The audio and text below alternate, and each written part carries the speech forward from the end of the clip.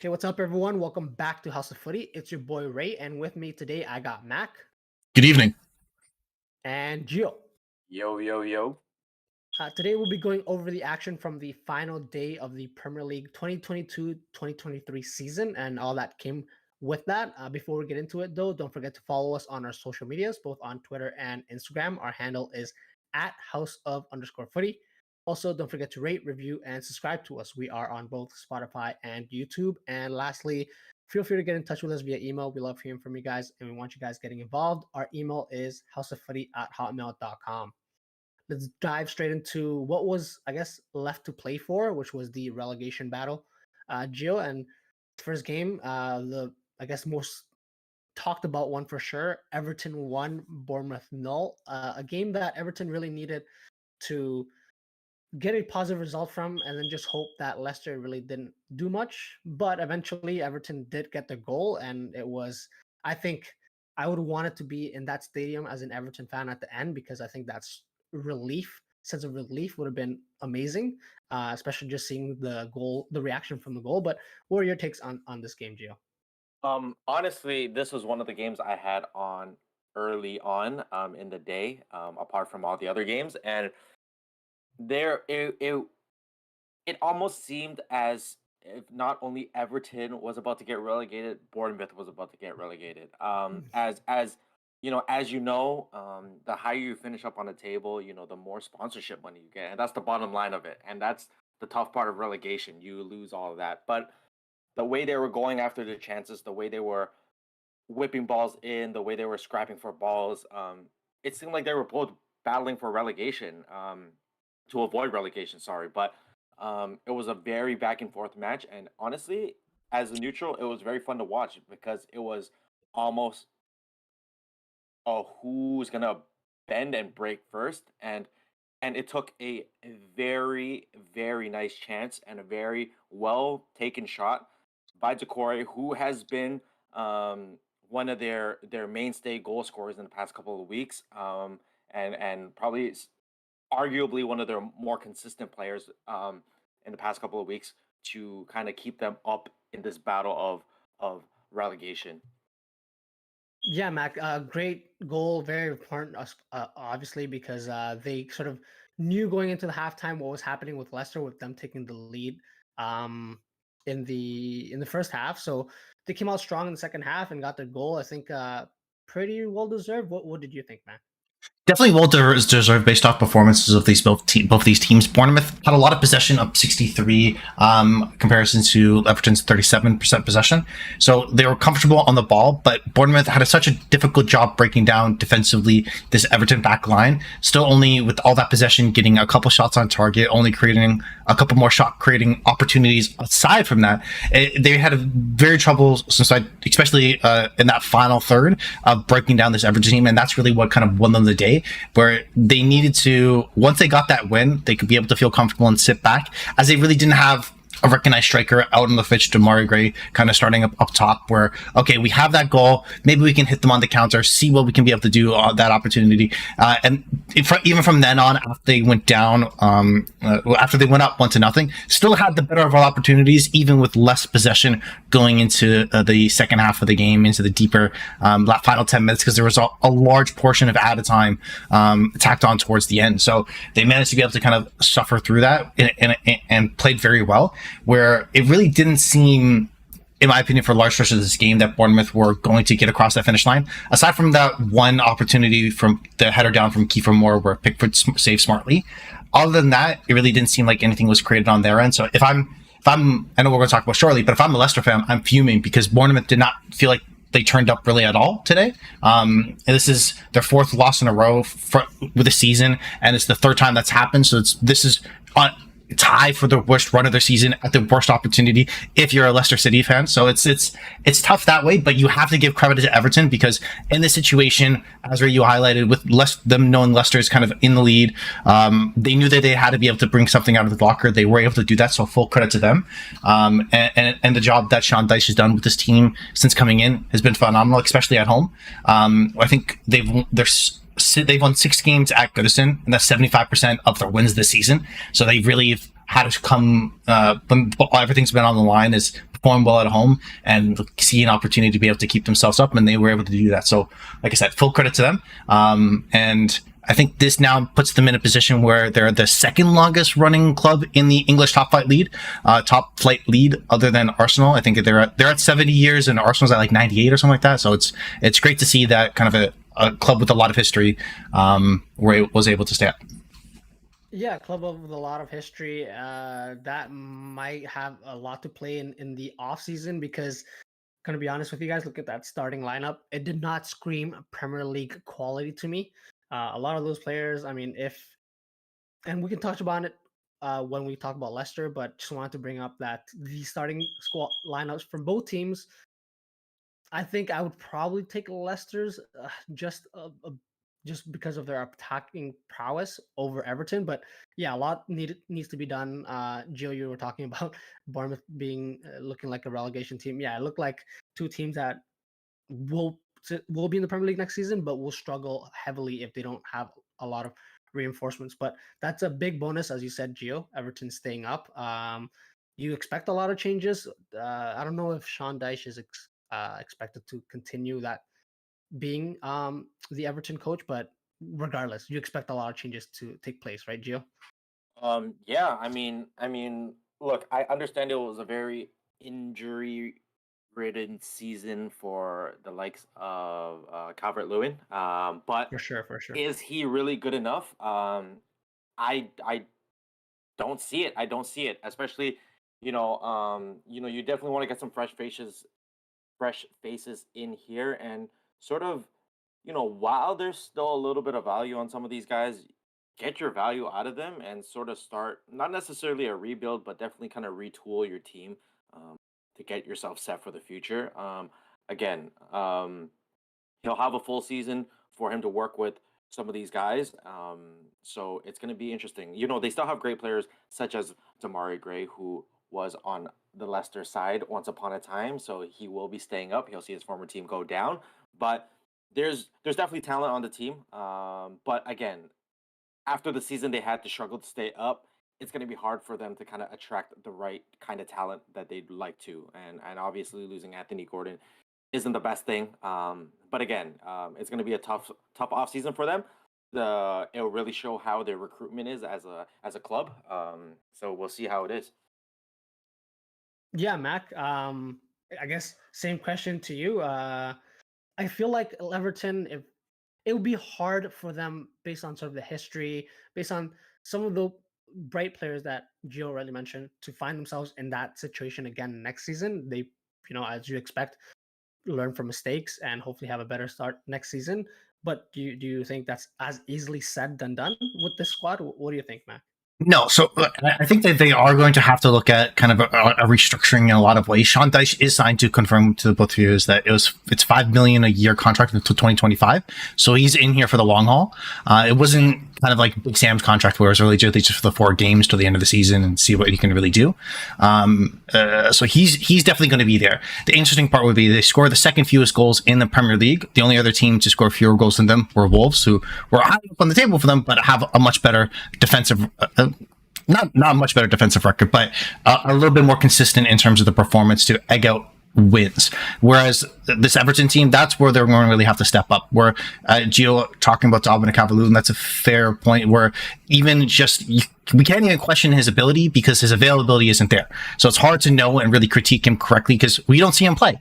And that with that being their main option, and Neil Maupay, who I have continuously trashed for years, as the other attacking option, you're just expect going from injured to worse, really, in all actuality, with that level of quality. So that's something that's going to have to address. The interesting part is that that's the most expensive position to refill. That's the most expensive position to be able to find quality players for the Premier League, where it's not every team that gets blessed with the Harry Kane up top to be able to bag in goals where you're going to week in, week out have a strong performance there. So I'll be very interested to see how or who they choose to spend their money on there. Because if you look around a couple of their other players, they're not horrible. Pickford's a good goalkeeper. That midfield is probably Sean Dyche's wet dream with Decore, Onana, and Margay. So you're looking at a team that he can definitely build around, and he loves himself some McNeil. So yeah, again, there's a structure in here of a team that can be built in an image of Sean Dyche. Just what striker is going to be, and since Chris Wood is probably too old, it's probably not him. So what else is out there? That's more going into next season, see what they can do there. But definitely a team where if they can get it right, and we've seen historically, I think all of us growing up when we first started to get into really football, this was a dominating team across the Premier League. We're finishing into the top 5, the top 6. There is the structure and kind of that placehold there and the fan base there to get back to that level. It's just, are they going to make the right decisions and not sign? Because they've had a lot of years of signing the wrong players. Remember, I think that one season that always comes out to me is that one off season they signed Wayne Rooney, Davy Klaassen. They signed like a bunch of number 10s that were all Right. So it's the poor decisions like that kind of break into your club where it's hard to recover because you don't have the ability just to get them off the books and spend another 50 million quid on somebody else, right? So it'll be very interesting to see who they choose and will be the correct decision. And I think that will make them put them in a position where next year, are they going to be right back here, close to the bottom of the table, or are they going to be able to find themselves, be able to a way to climb back up? Yeah. Question for you guys. Not really a question. Can Ellis Sims be the answer to that striker sort of hole that they have? No disrespect to Ellis Sims. Don't think he would be the answer, but hey, we will see what he does. I know we've sort of ragged on about him this season, but hey, hopefully he comes back stronger and proves us wrong next season. But a team that won't be in the Premier League next season, Mac, Leicester City did get the win against West Ham 2-1 and started the game very, very well. Where was this earlier in the season when they couldn't really score? I'm not sure, but what are your thoughts on this game, Mac? Where it was Danny Ward starting in net and letting in 15 goals every 3 seconds. That's where it was at the beginning of the season. This team always had the shape, and I think you pointed out absolutely correctly. If you look at their starting 11, it's Premier League quality. There's a lot of really good players on this team, but the problem is the drop off between your worst player to your best player is so drastic. Where soccer, it's really football, it's a weak link. It's a weak link sport. Is that if you have that one weak link, it can't be continuously picked on. It's more about the collective. So even if you have a James Maddison, if you have 2 or 3 poor players in your starting 11, that can be exposed, and that's going to give fewer opportunities for players up top to be able to shine. So it's unfortunately for them, it's what caused them a lot of turmoil this season of why they're going down, in my opinion, and why a team that's ripe for being pillaged. Because I guarantee you, agents for a lot of these players, it's like, no, we are Premier League money. We will be leaving, right? And then at that point, it's much more difficult for Leicester City to reset, because if you're losing the quality players, it's hard to get back into the Premier League, which we all know financially is absolutely vital for all clubs, is to get up into the Premier League as quickly as possible, right? So, in regards to this individual game, though, to take the step back, they did their job. You got to feel bad for them in that way, is that to give themselves the opportunity to stay up, they had to come out and win and perform, and they did that. Open 10 minutes, they were on the board with Harvey Barnes, great goal, but they were creating multiple chances, and West Ham seemed bereft of energy and maybe not interested in playing the game, which I found a little bit weird. Maybe Davis Moyes doesn't like Everton that much anymore. I don't know. Who knows? It's neither here nor there. But Leicester came out really with the kind of a tenacity, ability to be able to get in behind, create those opportunities, and they did it throughout the game. Even going into the second half, when they found out Everton, you can kind of feel a hush throughout the stadium, had got on the board. The team kept playing, and kept playing well. And when Fast put in the second goal, you're like, okay, we seem to have the job done here. And it felt like at that point they finally took their foot off the pedal, and we're like, okay, let's see what's going to happen, and we're just kind of slow the game down. And unfortunately, as it got deeper into it, they weren't getting the good news that they wanted, and it kind of felt like the energy came out of the stadium, at the King Power Stadium. So it's tough on them, but unfortunately, that's why you got to play better at the beginning of the season, because otherwise you're in this position where you need others to be able to help you, and you don't have your own destiny in your own hands. So it's unfortunate for Leicester, but like I said, the positive thing you can say about them is they did their job today. Yeah, they did the job. They got the win. I think nice worked goal to start it off. Joe, one of those players that may or may not be at Leicester next season. Harvey Barnes, a commentator, was saying he's a Leicester fan growing up, and that would have meant a lot to him. 1-2 with Iheanacho. And he's one of those players for Leicester that has been showing up throughout the season.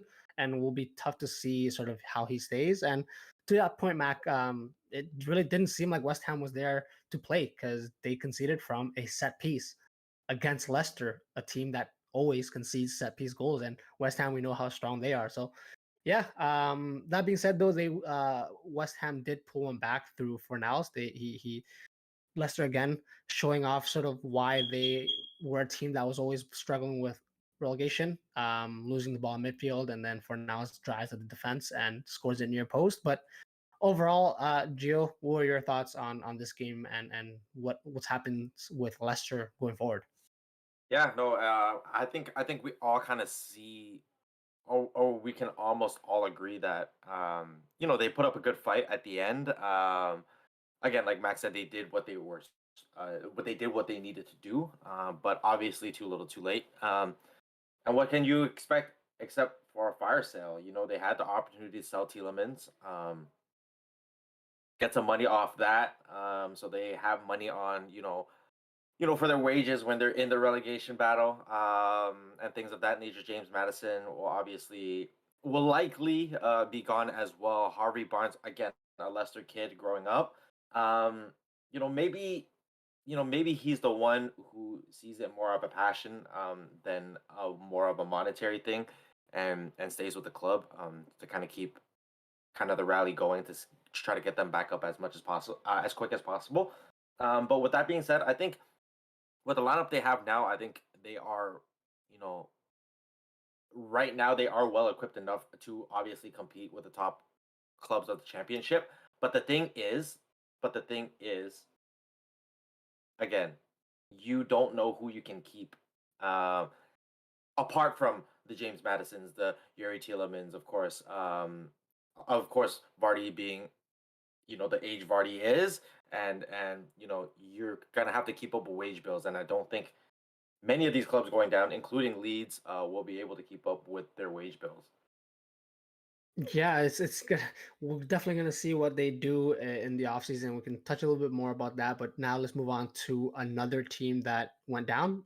Leeds did lose against Spurs 4-1, and a game where we really thought Spurs were just gonna throw in the towel, and I think half of the players were ready for the summer. Gio, they continued to, I guess, surprise us. They started both halves very well. Son Kane connection for the first goal, and then Poro with the second goal right at the start of the second half. Yeah. And again, story about Leeds, defending poor all around. I think that confirms that they have, yeah, the most goals conceded this season, 78 goals. Not a great look. And so yeah, Gio, what are your thoughts on this game? It was going to be an uphill battle from the very beginning. Obviously, 2 minutes in, a square ball from Son, to Kane. How do you leave a guy with 28 goals that open? Is beyond me. And obviously, Kane with ease slots it home, and already takes a 1-0 lead. And that's an uphill battle from there. On paper, or however you look at it, this Tottenham Hotspurs team is far better than any of this Leeds team have brought in, sold, whatever the case may be, is better than those teams. Pedro Porro, another great finish, from him. But yeah, I think this was important, uh, for Spurs, actually, to end off on a high note, to show that to show, at least show the fans that they're in it to compete, and hopefully, they continue to do so. And I think they finished eighth, so I think they only have 38 games apart from league cup games to worry about. So the main focus should be the league. Who you bring in, how you rebuild is going to be very important this offseason for them as well. Apart from the bigger picture here is Leeds falling out of the Premier League, but I think this is a great spot for Tottenham, to finish eighth, and not have to worry about Conference League and kind of midweek games to tire you out. The main focus is to succeed in the Premier League. So now they have that opportunity. So all the best to them. Jill, you guys, if you guys are listening, smiled throughout the whole segment, so that just gives you an idea of how he felt about it, Oh, about oh, saying those positive things about Spurs. Jill, sorry. You may think I'm truly a hater, but I'm not. Because if I truly hated Spurs, which I do, let's not discount that, which I do. I really wanted them to finish seventh, but Right. Aston Villa obviously had a great game. But we'll talk about that. But if Spurs finished seventh, my day would have been complete. Exactly right. But we'll talk about them after this. Mac, what were your thoughts on this game? I just want to reiterate Gio's point. It's like Spurs won, but they lost because they didn't make the conference league. But they won because they're not in the conference league, right? It's a weird little Venn diagram you're in. It's like, well, I don't know what universe I'm supposed to like view in terms of how this Spurs performance went in some ways. But for them, their tough part would be is that, and I know Gio was probably ecstatic about this, is that nobody wants to touch that managerial job right now. Everyone that say the reports are blank is linked. That person comes out and maybe like, you know what, I'm good. You know, I have this contract here. I don't want to stay in Boca for the summer. You know, I'm not really interested. That's the more concerning part for them, where they need to get that sorted ASAP, as well as Jose Mourinho coming on and saying, hey, I like all my former clubs except for Tottenham. You know, it's probably because Daniel Levy sucks, but you know, it is what it is.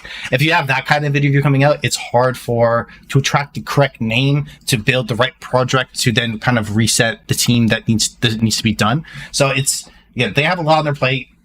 Great for them to get a win. Cool. Moving on from them though is Leeds. That's again, as Gio highlighted, is that the first couple minutes conceding a goal against I don't want to call them mentally fragile, but maybe that might be an apt description of how Spurs have played thus far this year, is that in the first couple of minutes you let them get a lead so they can build some confidence. That's not the way you want to go about it in a must-win position.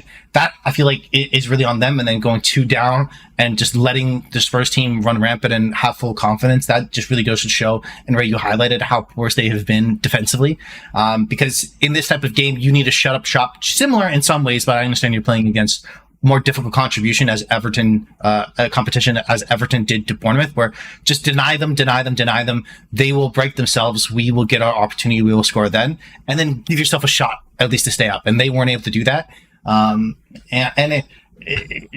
They've been in a kind of, ever since post Bielsa, they've been in a highs and lows throw of what type of team they're going to approach. Are they going to go all American? Are they going to go semi gang press? So like, what is the actual philosophy of how they want to play? And they've said so many changes where they couldn't really set on an individual style. And going into this game, it felt again, as we kind of previewed, is that this is the team that they might need to go down, find that reset, to then come back up. And with this result, that's what they'll have to do. So it'll be very interesting to see how they proceed, and of course how Spurs go into the offseason. I'm sure that we'll spend a lot of time talking about how much we are excited to see Spurs change going forward, right, Gio? Oh, love it, absolutely love it. That's exactly right, Matt. Because a lot of different manager changes, different style and approaches to tactics from them, and ultimately you hire Sam Allardyce, who and I know I know other podcasts I've listened to, they've mentioned the same thing. You bring in this type of manager, but really you don't have the players to play that sort of system, and so that it just shows how like the succession planning has not been definitely successful at all on that end, and it's failed them to the point where now they're relegated. To that point, that team, honestly, no disrespect to a lot of those players, feels like they'll probably stay with the team. They will probably do well in the championship, maybe come back up or have a good shot to come straight back up. But I don't really see. I don't see a lot of pillaging. Let's say from this team. If anything, the pillage is going to happen from below. I could see someone from the champion, like League Two, trying to sign Bamford. It's like that's a probably good quality fit for him. That disrespect is top class. But hey, that's exactly right. So we'll see what happens. And again, I highlighted it back from that third goal, the third goal from Spurs, fourth one of the game. Harrison is able to pull one back, 67 minutes in, and then 2 minutes after that, Kane goes through and scores his 30th goal. Not even 5 minutes after they scored one. So yeah, Leeds just continued to dig themselves into a hole, and they could not definitely not get out of it. Just wanted to point out as well, Lucas Moura came on at the end, 89th minute, goes on a run, runs straight through the fence, avoids 3-4 tackles, and puts it in. That's his last match as a Spurs player, if I'm right to believe. I think I saw that he's going to be leaving as a free agent. So great thing for him. And could that be Kane's last contribution to the Spurs side? Gio, you have some thoughts about that? I think we all have the same thoughts here, boys. He's staying? I think. Oh no. I Oh, think. I mean, it's cool for him to stay if he just wants to, play on a struggling side and bag goals and add to his record at the Premier League and constantly add to that and tries to make sure nobody breaks that record. But if he as an athlete wants or has aspirations, he needs to leave that club. Whether it be Man U, great. Whether it's not, great. But he needs to leave that club. It's tiring to see such a scoring talent be wasted and scoring goals for a losing side. So the best situation was for him to go that year to Man City. I think that would have fit him perfectly. But again, didn't happen. I think Levy owes the fans a huge apology if he leaves now. But hey, that's just me. quick question. I know this is off topic. Who needs a change of scenario more for a chance of winning more? Damian Lillard or Harry Kane? Ooh. Dame. Okay. Dame. Quick hot take. Right? Do you agree? Disagree? Who needs a change of scenery more? Dame. Yeah, it's kind of because he doesn't have a league-wide scoring record. At least Kane has that on him. That's he right. has a Okay. League Cup, so Oh, that, okay. that matters these days. So, don't worry. The Blazers, they might win the first. What is it? The David Stern Cup? The David Stern Cup? No, it's called the David Stern Cup. Okay, respect the name. Okay, thank you. We don't. It's not confirmed, but it's confirmed. Come on. But yeah, sorry. That's all. Sorry, hot take question. That's okay. With that being said, though, we're gonna take a quick break here, guys, and then we'll be back covering the rest of the games that took place today. So stay with us. Welcome back to House of Footy, guys. We are going to continue our discussion of the action from the last day of the Premier League. Big result for Arsenal, Mac, 5-0 against Wolves. Yeah, what can we say? Arsenal at home, this game just looked a different class from Wolves, and rightly so, got the win. Anything stand out to you in particular for this game, Mac? Absolutely. In regards to Arsenal, this was their 26th win of this league campaign, their joint highest tally in a single campaign in the competition, which I think is even above, if I remember correctly, the Invincible side. If I remember correctly, so in terms of total wins, it's a very, very good season. They can be very happy about that. Tough part I noticed in the broadcast that they brought up a couple times is that Arsenal have only had, I think, 2 or 3 clean sheets at home this season. So in terms of their kind of defensive aspect of their game at home, especially, it hasn't been the greatest this season. So it's good to kind of have a swan song towards the last game of the season with this romp of Wolves. And in kind of all the credit and all the attention, really, respectively so, went to Granit Xhaka, who in all likelihood played his final game at the Emirates. It looks to be reports that he's going to Bayer Leverkusen in the summer. Nothing's confirmed, but Fabrizio almost has the here we go ready to go. So at the end of the day, it's pretty much wrapped up that he'll be gone. And I think he himself is definitely emblematic of this turnaround Arsenal team. His career arc has been the highs of highs and the lows of lows, where in terms of if you're looking at it from perspective as a fan to a team relationship, it kind of mirrors that, where when Arsenal were at their worst, his relationship with the fans was at their worst. To now, where they are now, being probably in the best position they've been since kind of the best of the Wagner years, and kind of going out on top, kind of the celebratory fashion that they were able to kind of encase himself with after this game, coming on, starting the game, scoring 2 goals, could have potentially had a hat trick in his final game as well. It's nice to see the trajectory. It's nice to see the career arc. It's nice to see the growth. And like I said, he's definitely symbolizes everything that has changed in Arsenal. And hopefully, if you're an Arsenal fan, something that continues on to next season. The Wolves team, though, they were just completely out of it. They had no shot early on. Once they were if you're down 2-0 in the first 15 minutes to Granit Xhaka, your wraps and you don't worry about it. Lopetegui's probably fuming, losing the rest of his hair. He doesn't really much have left of. But great to see this performance. There was definitely some champagne football. That goal from Saka in particular, the build up to that was absolutely majestic. And it kind of how we used to look at Wagner ball in a lot of ways in terms of the quick passing, the quick movement. That definitely fits in there in the highlights with the, maybe not to the level of that Jack Wilshere goal. Ray, I know you love looking at that Giroud pass, 1-2 there. Not maybe not at that level, but close enough. And it's great to see football being played like that at the Emirates. Yeah, you can't. I don't think any Arsenal goal will ever come close to that Giroud assist for that Wilshere goal. Sorry to put you on the spot there, Mac. But no, it was a great performance for Arsenal. Gio, do you echo some of those similar thoughts about this game? Uh, yeah, I don't know. I think Arsenal obviously it was a game that almost kind of wrapped up their season and it showed how good they really were. Apart from obviously, letting I would say letting the title slip. They were dominant in terms of owning the ball, in terms of scoring goals at will, in terms of overall just dominating opponents to in a level in which I would say they haven't done in a very long time. So in terms of the progress being made under Arteta, and to where he's gotten now, where just 2 3 seasons ago, there were people chanting, you know, Arteta out already, right? Because they weren't happy with the progress, and it goes to show how much one off season can do. But it was a progress. It was a progress in terms of who they brought in, how they molded players like Saka, like Martinelli, even Emil Smith Rowe, who was very injury ridden, but early on when they were kind of peeking their heads through in the Prem, back into the mix. Right. Emil Smith was a very bright spot for them. So all the credits to Arteta and that staff, who really brought all the bright spots out for Arsenal this year.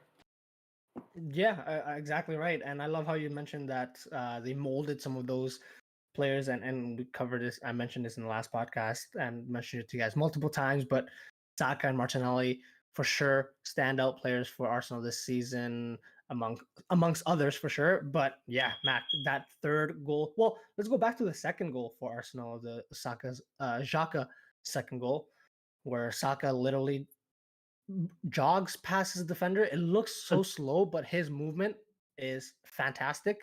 Plays that 1-2, and you talked about it. Champagne football, free flowing attack.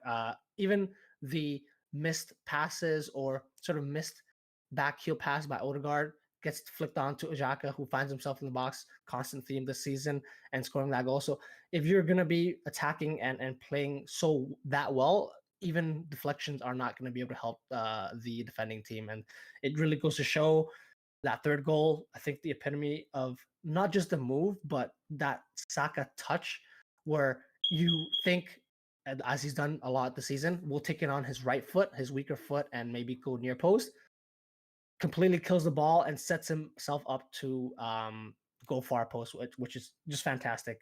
And then Jesus has been a striker for this whole season, but popping up on the right, like he did for City number of seasons ago, getting onto the end of that crossard cross.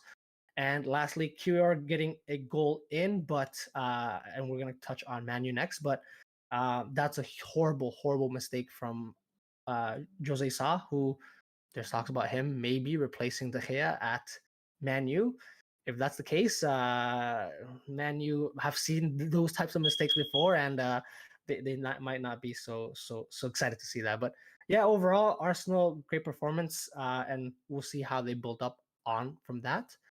Let's move on, I guess, then to the team that we just mentioned, Man U. Gio, 2-1 win at home to Fulham. Great result again at home. What were your thoughts on this game? Yeah, no, it was another one of those just great matches on the list today. Well, at least in my opinion, it showed classic Man U. You start off slow, concede a goal, but you always fight and you always come back and you win it late. But I think Fulham were definitely the better team out the gate. Obviously, Kete scoring that header, poor defending from Malasia. Uh, Again, tougher De Gea to save that near post as positioning wise, you're not always right there. But hey, but they bounced back, and where they bounced back was where I think everyone watching, even everyone at Old Trafford was thinking it's going to be a goal. Mitrovic penalty against David De Gea. How many have that? how many have De Gea really saved? So, expecting, obviously, a 2-0 lead for Fulham, but De Gea on the last game of the season decides to save one, which was fantastic because this could have been Mitro's revenge. Casemiro bows him, gets a penalty off Casemiro, scores 2-0 lead. You know, a great end to the Premier League season for them. But again, that's when it kind of flipped, and then you know they get one back, and then their second goal, a beautiful through ball from Fred, who really showed his Brazilian side there. To Bruno, who when Bruno's on, and it's great, and he chips the keeper with the utmost confidence. And yeah, no, it's a great way to end off the season and a good way to kind of go into next season, as they enter the transfer window and look to add and then obviously try and compete for now the Champions League and hopefully the Prem, as those competitions you really need depth. So they're going to be looking to buy and hopefully buying key pieces, not just big names. Yeah, that's exactly right. A couple of points. De Gea with the penalty save, exactly right. I don't know. I don't think I saw. I don't can't remember the last time De Gea actually saved a penalty, Yep. and the fact that he did, maybe that's his Kane moment, last big moment before he leaves the club. Who knows? But also, um, Mitrovic. I think if I heard this right from the commentators, again, we couldn't really watch all the games at the same time, guys. So we apologize for that. He, I think, said that's his fourth penalty kick miss this season, which is Ooh. crazy for Mitrovic, who has scored so many this season. I think he scored 14 goals in total in the Premier League. So that's crazy to think. Could have been at 18 and right up there, moving him to like fifth spot with Callum Wilson. So big miss from him there. And then yeah, man, you just come back, Mac, and get goals from Sancho and Bruno. So what were your thoughts on that game, Mac? I thought, mostly going in, I was a little bit surprised about Manchester United's lineup, given the fact that they're playing in a cup final next weekend. I thought there would have been a little bit more rotation. But after further thought, in terms of their ability to finish in third place, get that little bit of extra of the sponsorship money, get kind of that bigger piece of the pie there, I think end up outweighing kind of any risk that might happen. They were able to do some rotations where Ericsson doesn't have a start. I think that's huge, given kind of the amount of miles that he has on his legs, just be able to rotate other players in. Garnacho will be able to come in and to be able to start a game as well, which maybe in all likelihood is probably not a first choice going into a cup final as well. So you did see some rotation, and to pull off the win with Newcastle coming off with a tie, which I want to talk about later. But that was important for them to make sure that they're in third, kind of still have that gap where they get like I said, a little bit more of that money to help set them up for next season, which Ten Hag has kind of highlighted is that the next step is to kind of get into the conversation of being in title races, being what that extra cut above where they can be in those conversations. And he still thinks that there's a lot more changes that have to be done to get into that conversation in the manner that he wants. So finishing the first season, third place, after kind of what the expectations were from last year and the kind of the joke a lot of times it was last year, this is definitely a great performance to kind of end off a very, very solid season. Of course, prior to the cup final, but at least in the Premier League. So it's very good there for them. It'll be interesting to see what changes they do make, how many of these players in the starting 11 are key figures going into next year. I would say majority of them, but which ones are going to drop off first? Like, as you kind of highlighted, Ray, with De Gea potentially, is there anybody else? Are we going to see more changes in that midfield potential or an attacking force? So there's a lot of needs for Man U right now, but with that being said, to still finish third with all those needs, full credit. Yeah, to your question, who's going to be in midfield for Man U next season? It has to be Fred and Bruno, right? Because that goal just made me smile. Fred ball to Bruno Fernandes, who, both players have been on and off for Man U this whole season. What a way for them to combine in the last game and finish it off that way to get the winner. Again, full disclosure, I did not watch the full game, so I relied on highlights. And one of the commentators for the Man U side was saying that was one of the passes of the season. And so, hey, whether you believe that or not, makes me smile, makes me feel warm, and kudos to Fred and Bruno with the finish. That being said, though, Mac, like you said, great finish for Man U, finishing third. a 17-point swing, if I got it correct, from last season. So that's a great return for him. 75 points on the table as well. And if I heard correctly as well, 27 home wins this season, which continues to show, even if things don't go that great for you away from home, at least you have home games and that sort of stretch of games where Man U were really getting positive results, keeping the home games, getting home wins is vital to continue that. So we'll see what they do in the off season and how the next season will start. But I guess let's just wrap up this part at the very least with one other game, a very high scoring game. I think one of the highest scoring games this on the final day of the Premier League. Southampton 4, Liverpool 4, and yeah, this game was a typical end of the season result. Two teams who, yeah, one's already got relegated. The other team is sort of rotating players. Southampton dig themselves into the hole early on. Lavia gives it away, and Jota is there to finish it, which really shows how poor they've been trying to, and in this specific situation, trying to build it from back. Passes given straight across the middle of the defense, and it's an open goal that Jota scores. And then after that, Firmino runs through the defense, couple of great fake shots, and then is able to score through the keeper's legs. And then Liverpool just put the foot off the gas, and Southampton score 4 goals after that. Ward-Prowse, could that be his last Southampton goal? Very well could be, I think. But yeah, Sulemana had a couple of goals as well. Kelleher definitely not showering himself, not having himself a great game with some of those chances that definitely could have been saved. But and then Henderson giving away the ball. What else is new? But then Liverpool, highs of highs. Trent's assist, just what Liverpool can do on their day, and then Salah playing Jota through, great finish, making it 4-4. So it had it all. Gio, I know you may have had some personal wagers going into this game, but what were your thoughts on this game? Yeah, just a goal fest. I just like that Southampton didn't really just kind of bend and fold over for kind of Liverpool to have their own little goal fest. There was still fight, there was still chances, and they took those chances. So, um, you know, it's tough for them. Obviously, the season they had,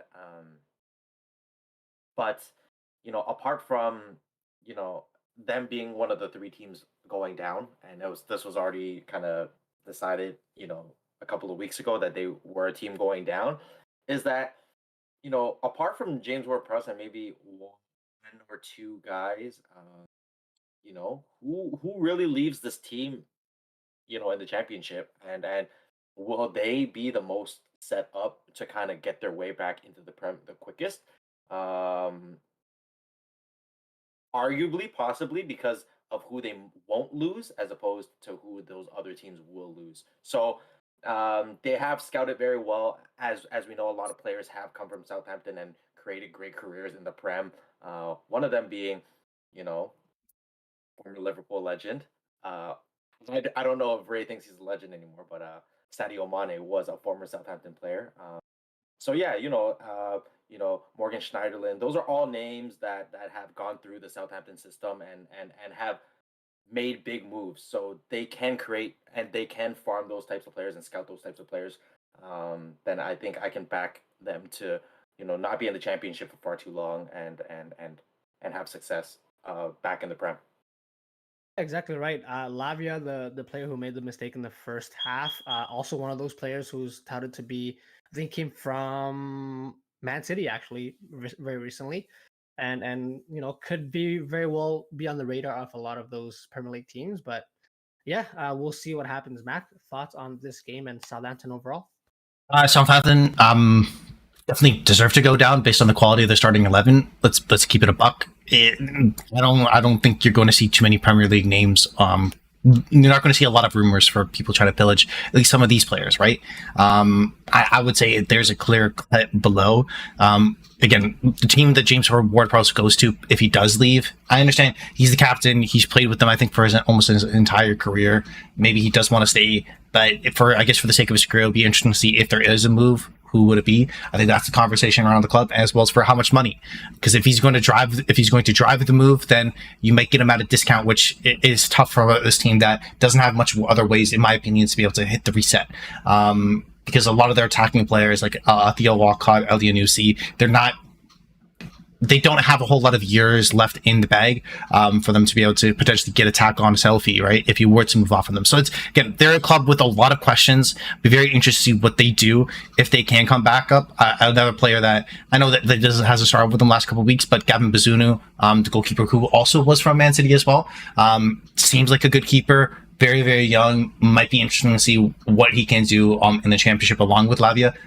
Ready to be able to kind of follow up on what you're saying.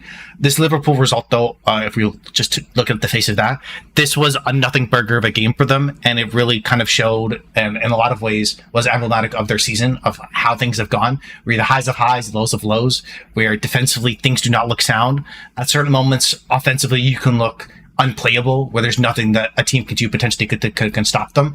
But at the same time, like I said, they're too weak, too frail. It'll be interesting to see what changes they make defensively. I think something that kind of you've brought up in different situations. I don't know if you brought individually on the podcast. I think it's a great question, is that if Trent is going to play more as an inverted fullback, what happens to the left fullback position? Because Tsimikas as well as Eddie Robertson are more, I would argue, attacking fullbacks, and that if both the wide backs are gone, who's there to help them? And I don't know if Fabinho has the capabilities just to do that by himself in the midfield. So there's a lot of questions on this Liverpool backline. The positive side, though, is that offensively, I think going into next season, it's not as if Liverpool need another winger. It's not as Liverpool need another striker. They have those question answers, I think, fairly comfortably. It's what do they do in terms of some small pieces defensively and in midfield? Can changes be there? And then instead of tying this game 4-4, they're probably winning this game 4-1. And that's kind of the Liverpool of old we used to see. So in some ways, even though you can take a look at it as a negative, I'd still love to see that a Liverpool team get on the score sheet and score goals at will. So at least it was enjoyable on that aspect on my end. Yeah. I mean, what else could we ask for if you're a neutral fan on the last of the Premier League? But yeah, let's wrap up this part here, guys, and we'll take one last break before we just go through the remaining games, and then we'll just wrap up the 2022-2023 season as a whole. So, guys, stay with us.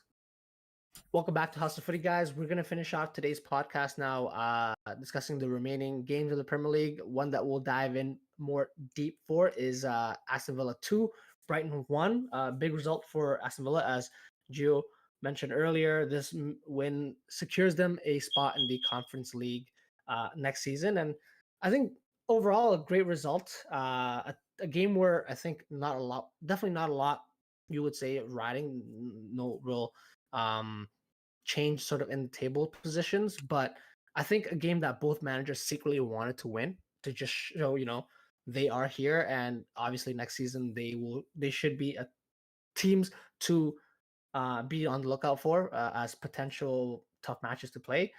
Villa, though, great job with getting the win. I think it was Douglas Luiz got the first one, and then Ramsey gets the assist for the second one for Ollie Watkins before Undav scores one back for Brighton. But overall, I guess, Mac, any thoughts on this game? So I thought it was kind of everyone's, I guess this was like the Twitter war game in some ways, where everyone's second favorite team, who's fighting for that, who's going to get the scuttlebutt of, this advanced stat is really good, they're playing really well, and, have that competition. So in terms of secretly wanting to win, it's for that position. How can they kind of build that notoriety of being next season, that team that, if your team's not doing well, you can go watch their game instead, right? And I think this result obviously won't play it too much of a part into that, but does definitely garner a different type of attention, where going into next season, it's a team that, they want to be able to fight for that spot. To start off with Aston Villa, I think the thing that really stands out, and we've talked about a whole lot of times, is their turnaround of post Steven era under Unai Emery. He's given everyone a good evening, a night in, week out. So it's great to see on that end. And I think this is their highest place finish in a Premier League season since the 09-10 season. And the players, let me give you some of the names on that team. who played back in Aston Villa at those days. Gabby Abunglar. James Milner was playing on the Aston Villa team. Gio, your favorite, Ashley Young. Some people's favorite, I maybe not really anyone. Stuart Downing was still on that team. It was a very interesting starting 11 back in the day for that Aston Villa team, right? Their leading goal scorer was John Carew. I completely forgot about this name. So see a turnaround of Aston Villa, of a team when of course being young or watching football, and a team playing well. It's nice to see them to climb back up the table, and have such a strong post World Cup performance, and definitely deserved. And if you kind of could see it playing out, if this was a full season, they've potentially been in kind of a Newcastle position. So it was great to see that, and this performance was definitely showing into that, where they had that little bit of extra cut above this Brighton team, which I would argue has been more consistent, of course, throughout the season than this Aston Villa team, but hasn't hit the highs in recent form. So I think that was more the separator, where they do actually have that extra little bit of gear, that little bit, like I said, cut above this Brighton team, which even though both teams started majority of their big star players, you could definitely see there was just a little bit more to that Aston Villa team today.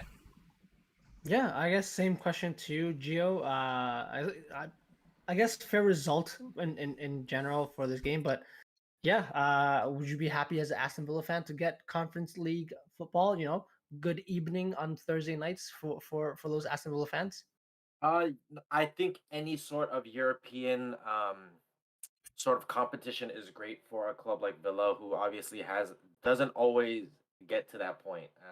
Or very rarely gets to that point. But um, and I think they're in a very good spot right now because they have a manager that you know almost did exactly what they wanted them to do, kind of turn the season around. They were in a rut. Let's see what a different perspective can do for this club. And I think, based on what we're seeing is that, upper management, owners of that nature also agree with that and wholeheartedly believe in Unai's sort of play as it has gotten in them into Europe. So let's see how much, they kind of let him play with, the bank and see who he can bring in. Again, adding another competition, you do need the depth. Uh, They have a solid starting 11, but not enough not enough depth if they want to go and compete with European clubs. So yeah, I think it'll be another one of those teams where a crucial offseason will determine their success next season. Yeah, no, for sure. I guess funny question I just have thought of. I'll be interested to see who brings more players of their certain nationality. Will Una Emery have more Spanish players coming in next season than Brighton with De Zerbi bringing Italian players? Could be fun to track and see. But someone who will definitely be, I think, in the Aston Villa starting 11 next season. Jacob Ramsey has been a standout player for this Aston Villa this definitely this season, but also for sure more so in the second half. Assisting that goal this game, I think he actually got two assists in this game. The first one for those Luis, and the second one for Ollie Watkins. But he's a bright spot for sure. Aston Villa moving forward, and it'll be interesting to see if because I feel like at this moment in time, he's a what you consider box to box midfielder. But if he continues to play this well and maybe is even knocking on the door for the national team, will he be nailed down into a spot that could potentially give him more success and even grant him a spot there? Or yeah, what's going to happen with him? So it'll be interesting to see what they do there. But I guess just to wrap up the remaining results here for today, Chelsea tied Newcastle 1-1. Brentford beat Man City 1-0 at home, and Crystal Palace lost to Nottingham Forest 1-0 at home. At this point, anything else stand out for you guys? Mac, I think you had something for us for the last day of the Premier League.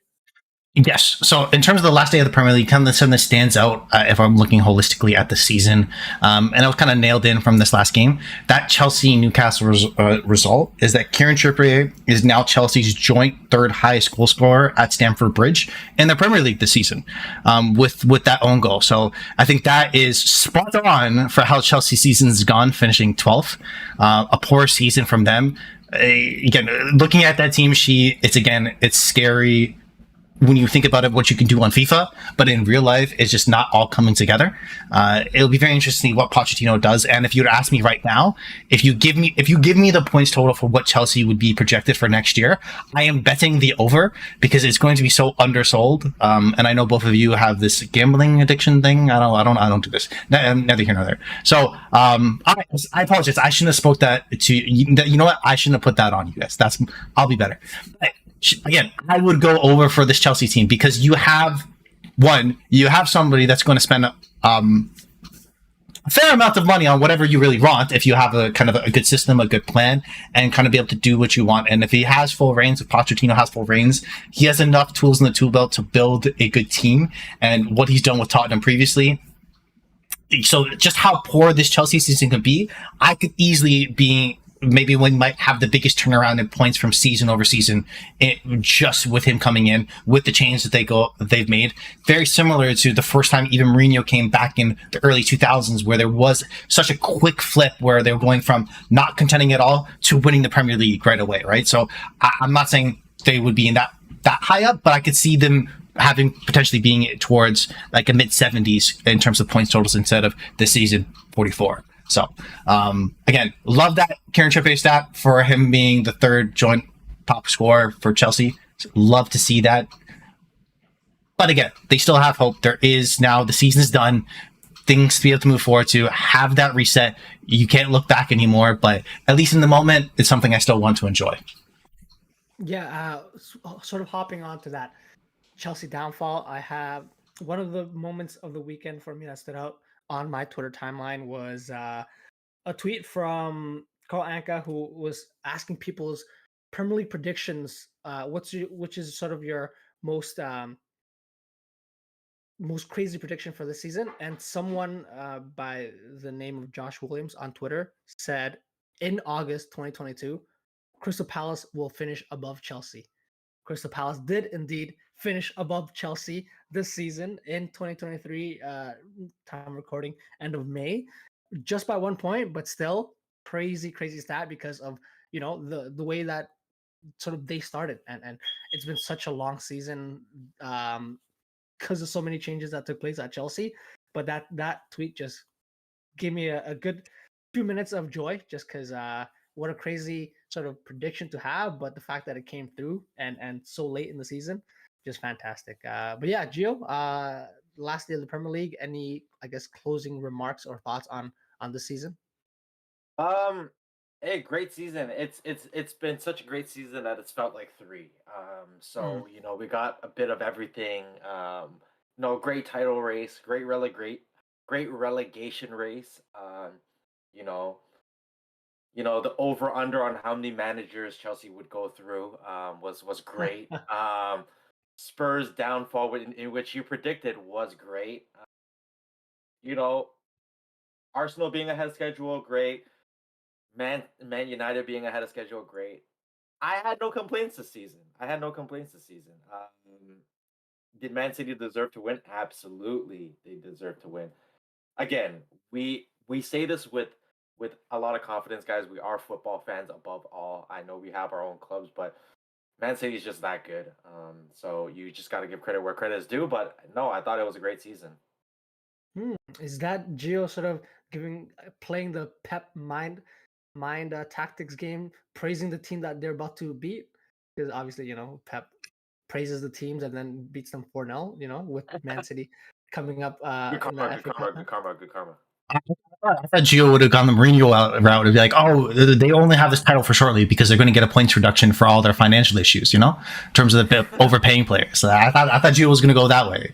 No, it's a fair point. Man City definitely are kind of a team among teams and have the opportunity for history here to put themselves in the conversation as maybe one of the best teams in an individual season in world football. So they still have to win these next 2 games. They have 2 cup finals, and these last 2 games in the Premier League, they didn't really try or really care, coming up with the draw, and then of course have lost to Brentford. So very interesting to see.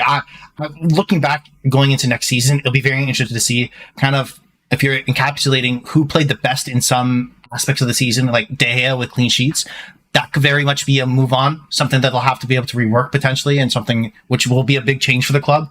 When you're looking at one of the top goal scorers in the league, Ivan Toney, going to be gone until January. What do Brentford do? There's a lot of players that you look at from an individual season aspect that played very well, that there are going to be a lot of changes around them, and it can be very interesting to see what could happen. So I'm very curious to see in terms of the turnover from these big clubs, because arguably all cards on the table in terms of the odds on projection of who would finish top 4.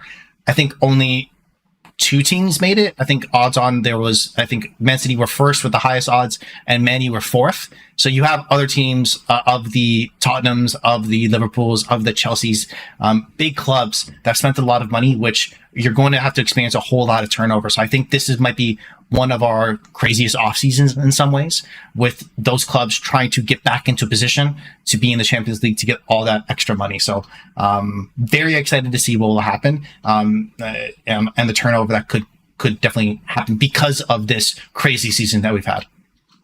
Exactly right. And just to wrap up the 2022-2023 season, and as you guys will know now, City were the champions, Arsenal finished second, United finished third, Man United, and the Newcastle United, finished 4th.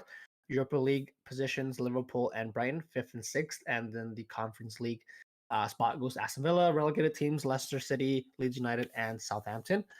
But yeah, that is pretty much the Premier League season done. And so we'll conclude the podcast here for today. If you like what you heard, please like and subscribe to us on our social medias. That's at @house_of_footy. If you have any comments, suggestions, or general banter, get in touch with us via email. houseoffooty@hotmail.com is our email. The next time you hear from us will be Friday, when we preview the FA Cup final taking place next weekend. On that note, thank you, Mac. Chirp, chirp. Thank you, Gio. Take care, guys. See you guys soon.